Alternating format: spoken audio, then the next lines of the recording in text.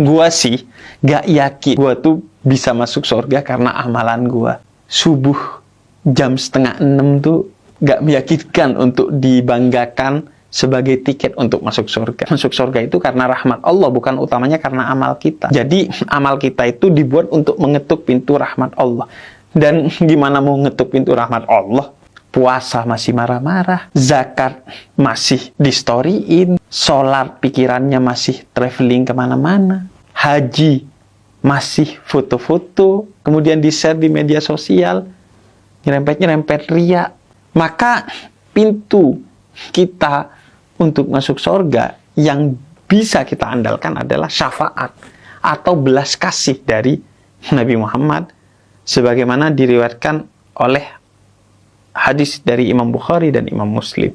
Nanti kelak di akhirat, semua orang itu nafsi-nafsi, sendiri-sendiri, termasuk semua nabi kecuali Nabi Muhammad. Nabi Muhammad justru berkata, umatku, umatku, umatku.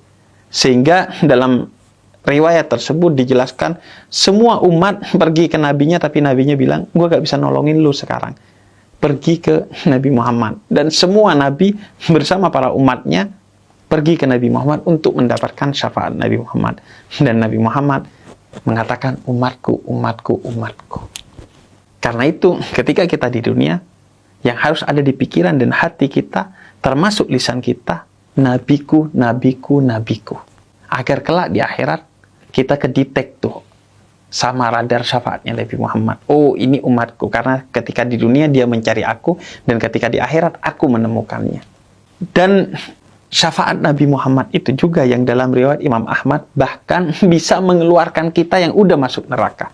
Bukan hanya ketika dihisab, dihitung, syafaat Nabi Muhammad menyelamatkan kita dari api neraka.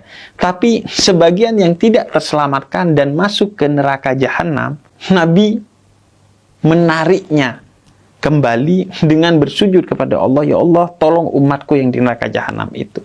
Dan kemudian mereka dikeluarkan karena syafaat dari Nabi Muhammad. Orang-orang yang amal buruknya ini lebih banyak dari amal baiknya, dan dia punya amal-amal maksiat yang menyebabkan dia masuk neraka jahanam, itu bisa dikeluarkan kembali karena syafaatnya Nabi Muhammad.